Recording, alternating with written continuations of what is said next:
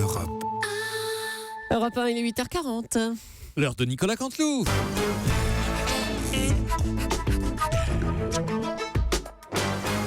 C'est presque de l'info, c'est la revue de presque de Nicolas Canteloup.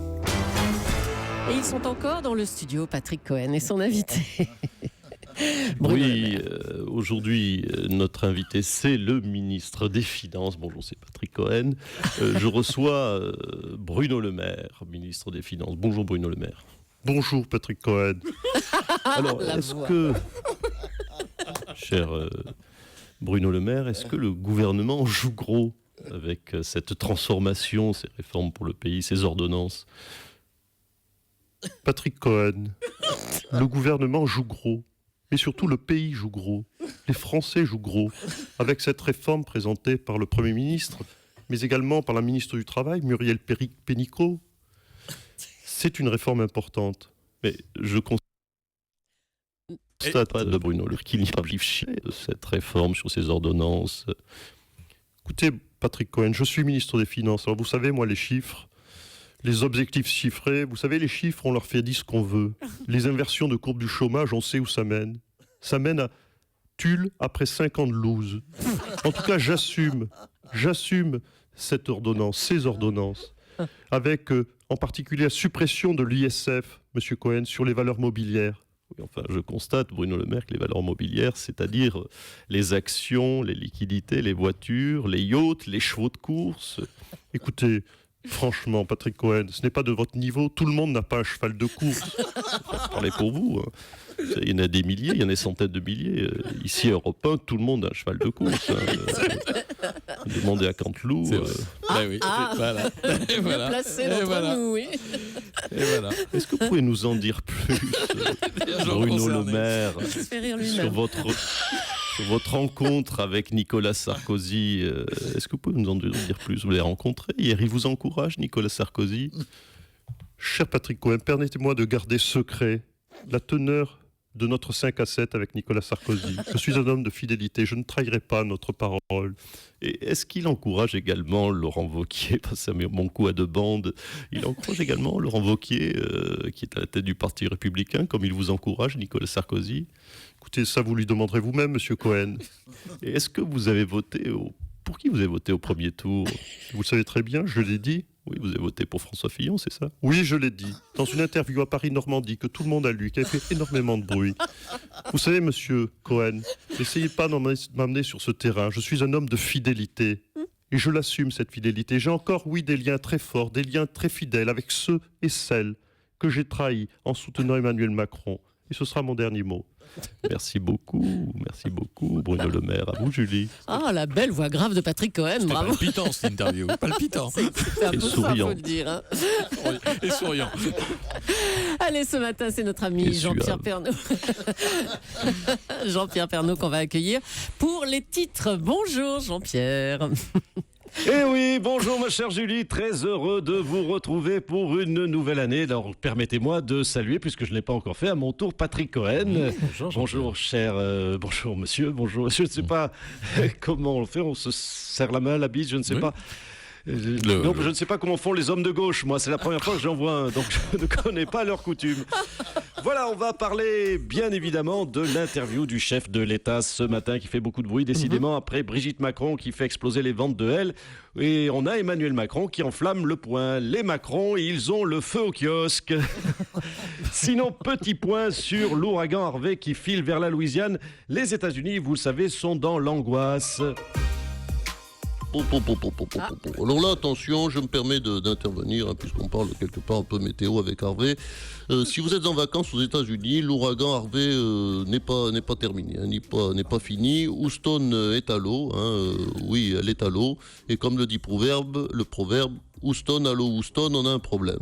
Oh, Donc, Houston, à l'eau, magnifique. Si, oui, oui. Laurent Cabrol, ça vient de très loin, ça vient de la Lune. Donc si vous sortez au Texas, prenez votre parapluie, ça vous protégera des averses et puis disons-le également des vaches. Hein, une vache qui vole à 80 km/h, si vous la prenez dans les dents, vous êtes bon pour manger de la crème Mont Blanc en maison de repos jusqu'à la fin de vos jours. Bon, bref, en tout cas, Bonne nouvelle pour l'écologie avec ce vent. Hein. Les fusées qui décollent du site de la NASA à Houston n'ont même plus, il faut le dire, besoin d'allumer leur moteur. Alors attention quand même, si vous prenez une fusée en pleine tronche, hein, prenez quand même votre PPP, votre parapluie par précaution. Merci Laurent pour ces précisions. Allez, c'est parti pour les titres. Vous êtes toujours là, Jean-Pierre, j'espère. Hein. Allez, on vous écoute. Et oui, je suis toujours là et on démarre pour les titres avec tous des cons. Et oui, c'est le nouvel axe de la diplomatie française. Sauce Macron, les autres sont tous des cons. Et oui, la Corée du Nord, c'est des irresponsables, les Polonais, des emmerdeurs, le Venezuela, une dictature, les Ricains, des casse-couilles pollueurs. Il les cache, le gamin Macron, il faut le dire. Et puis des pois chiches dans le couscous. Enrico Macias, notre chanteur national, a perdu son procès contre la banque islandaise qui lui réclamait 35 millions d'euros. Le mendiant de l'amour va devoir vendre, donc je cite le Parisien, sa luxueuse villa de Saint-Tropez. Alors ça chante, il faut le dire, les gens du Nord, mais ça crèche donc à Saint-Tropez. Pas folle la guêpe. Bon après, c'était où il vend sa baraque, où il sort un disque, donc on s'en sort plutôt bien. Et puis, ras-le-bol, les CRS chargés de surveiller la maison d'Emmanuel Macron au Touquet sont en colère. Quitte à surveiller un endroit où il ne se passe rien, ils préféreraient surveiller Matignon. D'accord.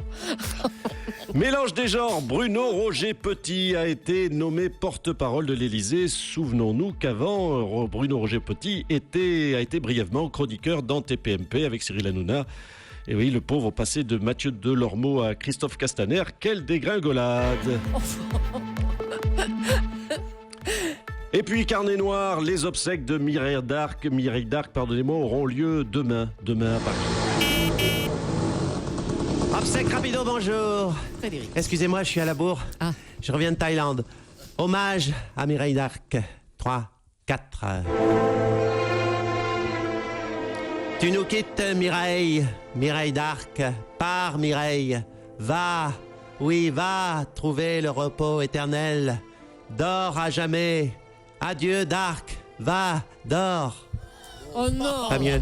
Oh non, Frédéric, s'il vous plaît, elle mérite mieux que ça. Allez, on vous laisse. C'est vrai. Et merci aussi à Jean-Pierre Pernaut. Adieu, Dark Vador. Mon Dieu, mon Dieu. Allez, on en vient au magazine Le Point qui publie. J'aime lorsque vous expliquez les vannes, chère Julie. Oui. Allez, on en vient au magazine Le Point qui publie une interview fleuve d'Emmanuel Macron. Une interview qui fait 15 pages. Bonjour, monsieur Macron. Bonjour à toutes et à tous, excusez-moi. Un instant, s'il vous plaît, Madame Julie. Un peu plus à gauche. Voilà, un peu plus à Mais droite. qu'est-ce que vous faites, là? Voilà, déchargez. Mais- Voilà. Excusez-moi, non, parce que ce matin, j'ai une livraison de 600 tonnes d'interviews pour la rédaction d'Europe 1. Mais écoutez, avec 15 pages d'entretien, ça met l'interview à 800 grammes. Et le magazine à 2 kilos pièce. D'ailleurs, désormais, le magazine Le Point va s'appeler Le Poids cette semaine. Au départ, je vais vous dire, il voulait juste 200 grammes d'interview. Mais je leur dis, il y en a un peu plus, je vous le mets quand même. En tout cas, c'est ça. Avec ceci. Si j'ai un conseil à vous donner, lisez Le Point aujourd'hui avec des chaussures de ski. Parce que si vous laissez tomber mon interview sur le pied, vous bousillez l'orteil. Bon, alors qu'est-ce qu'il y a dans cette interview? Qu'est-ce que vous expliquez aux Français? Tout. Il y a tout, je leur explique tout.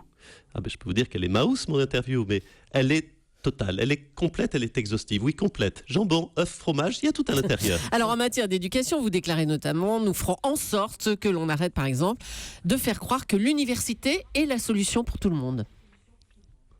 Tout à fait. L'université, chacun le sait, ça coûte cher. Et ce n'est pas la bonne formation pour tout le monde. Par exemple, à quoi sert l'université pour les chômeurs? Mais ça ne sert à rien. A-t-on besoin de chômeurs qui sont allés à l'université? Est-ce qu'il faut bac plus 4 pour regarder Les Amours et Sophie Davant manger des chips sur un canapé? Je ne le crois pas.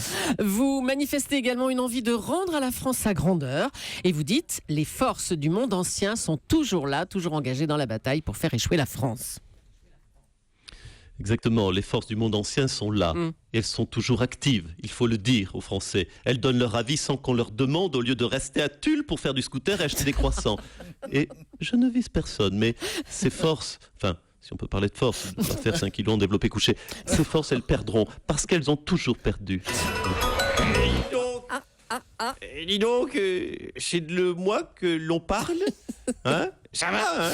Oh. Monsieur Hollande, bah tiens, puisque vous êtes là, vous avez déclaré que vous vous impliquiez personnellement pour faire libérer le journaliste français Lou Bureau qui est retenu prisonnier en Turquie. Oui, exactement. La force du monde ancien se mobilise pour une noble cause.